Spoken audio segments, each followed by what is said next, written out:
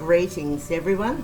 Okay, today we're doing the read for Gemini for the month of December. My apologies for being late, but yeah, there's been personal issues to tend with. That's life. Okay, let's get started and see what's coming for you for this month, or the remaining of this month.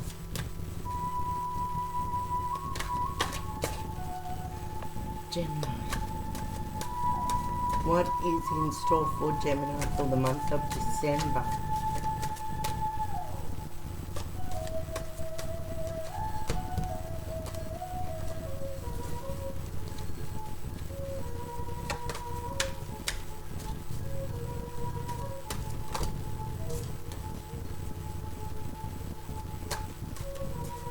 I know lots of readers do take jumpers. I don't.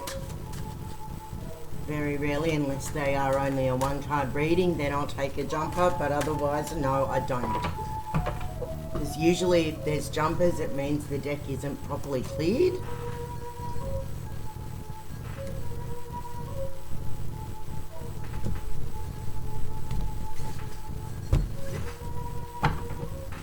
Okay, let's see. Ooh. We've got on the bottom of the deck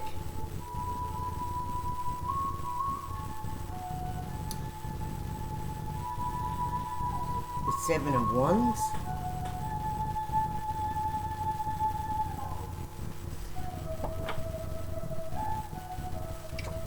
and the first card is the Tower. Now, I normally take the seven of Wands as a sign of inner conflict and the need to reflect and assess the situation and use the power of your inner knowing to be able to figure out where to take your next step from, okay? The Tower is the first card off the deck. Now, the Tower comes like a bolt out of the blue, and sometimes it can be a very sudden breakthrough in like an epiphany or a sudden inspiration, but with it always comes upheaval. And that could mean the loss of a job or the change in circumstances, a change in relationship. And it's about sudden disruption. And it calls for us to be able to have faith in the inner workings of the universe so that we can move forward. So it's telling yourself to trust your inner knowledge at this time. And the next card we've got is the Five of Vessels. Now, the Five of Vessels. Vessels is the cups in the traditional tarot, okay? So it's about emotions and it's a creative time for you, okay? It's also about love and intuition. So it's telling me that your intuition at this time is heightened more than usual. So use that, and when you're reflecting and looking at situations, trust your inner voice, which is what I said when I saw the Seven of Wands at the bottom of the deck. So it's telling you to trust your inner voice and listen to what that voice tells you, because it's giving you important information to be able to guide you through.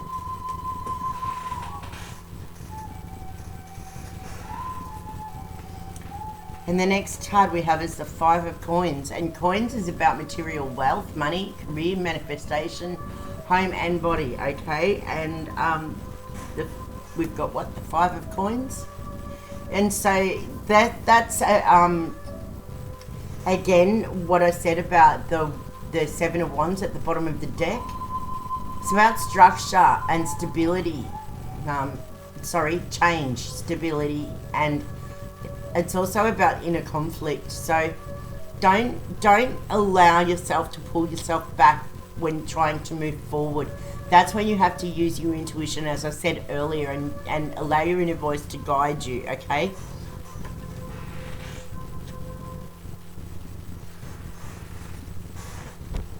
The next we've got is the Two of Vessels.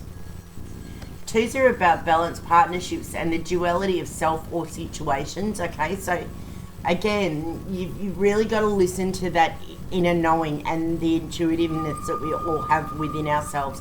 We need to go deep and really look at the situation, but don't look at it with your emotions, okay? You need to be able to detach yourself and rise above it and see it for what it truly is if we're going to make the right decision, okay? Because if you allow your emotions to come in, it's very, very easy for you to make a wrong choice. So there's a little proverb that says measure 7 times, cut once, okay? Because once you make that decision and you cut people out of your life, sometimes it can be very, very hard to bring them back. So be very, very sure before making decisions that it is truly what you want and what you actually need, okay? Because it's very important at this time, because there may be things that you're not seeing clearly at this point. Okay, the next card we've got is the King of Coins, sorry. Again, material, wealth, money, career, manifestation, home and body. So it seems like you're working to be able to create a more stable home environment. And you also need to watch your emotions when doing this. You can't allow your emotions to control you when you're building for a better future, because your emotions can come in and they can have a tendency, when we're out of our depth, to pull us back to the comfortable and the unknown. And look, a word of advice is that if we don't reach beyond ourselves, then there's no room for future growth, okay? And growth is important when it comes to building a stable structure, okay? We're always learning and growing, and we need to accept that as just part of living in the mundane world. And if we allow our emotions to get the better of us, our emotions are going to pull us back into what is safe and comfortable and into our comfort zone. We want to reach out of our comfort zone so we can create this stability, okay?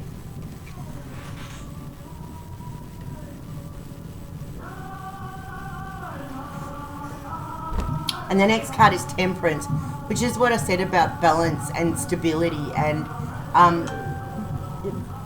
internal growth, okay? We need to temper the soul to gain this internal growth. And Temperance is about renewal and balance, and it's the achievement of harmony. But there is a higher order at work here, so tune into your higher consciousness and concentrate on present movement. Let go of any expectations for the future, okay? Balance your soul's liquid very, very carefully so you can be both supple and strong at the same time, because this is what is necessary for us to be able to force growth.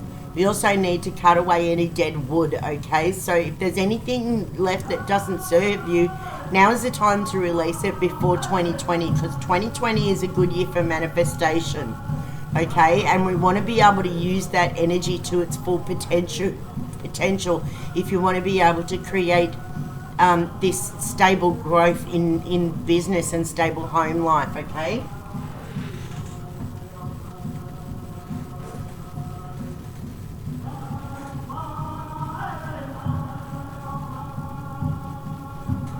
And the next card we've got is the Three of Vessels.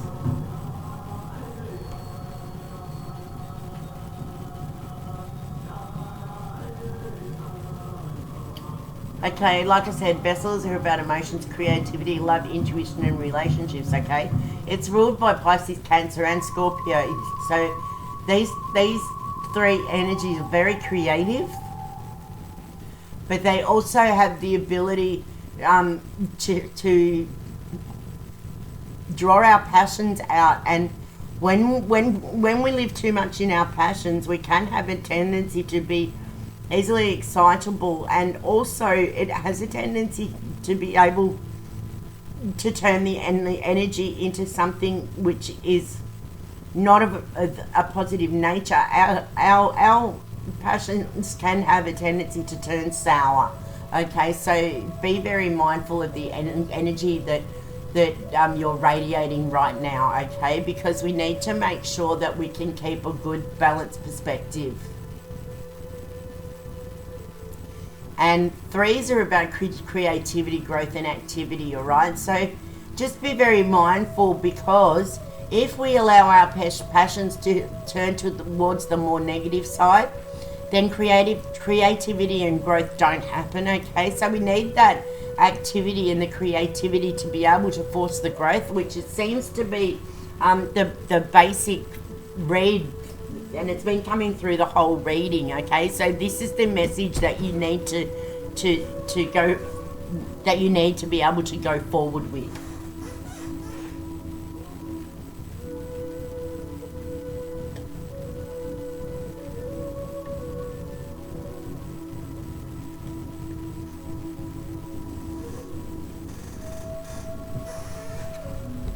And the next card is the Four of Wands. Wow. The Four of Wands is about structure, stability, and manifestation.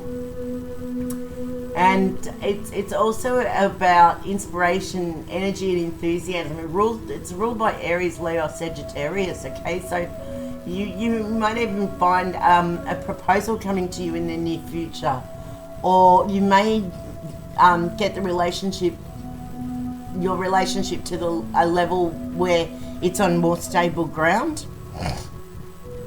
and that will give you the structure and the stability that you need to be able to move forward and work on the material wealth and on the money and career side of things, okay?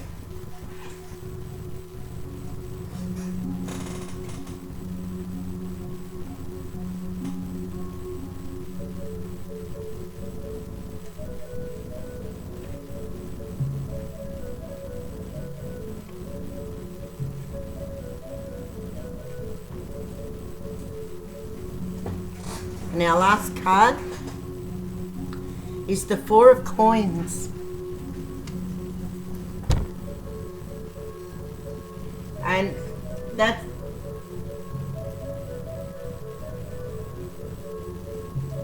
that's two fours at the end of the outcome, all right? So it's definitely about structure and stability and manifestation, okay? So again, be careful what you take with you through to the next year. 2020 is a big year for manifestation, okay? So we need to be able to make sure that what no longer serves us is left behind, so that we can build the best possible future and manifest the future that we want to create. And be careful about that, with that inner battle within you, because at the bottom of the deck we do have the Seven of Wands. And if you have a look at the card at the bottom, there are two dogs fighting. It's telling you not to allow your passions to take control, and not to allow those passions to be so strong that they pull you back into a more negative mindset. You need to keep your mindset positive so that you can move forward and manifest the best possible life. Thank you, Gemini, and I will be back again. I'm planning on doing a spread for each star sign on New Year's Eve, so they will be available on New Year's, and I'm hoping that can guide you into 2020 and help you to be able to leave leave behind what doesn't serve you anymore and move forward in the best possible light. Thank you. Blessed be, my darlings, and I will see you all again next year.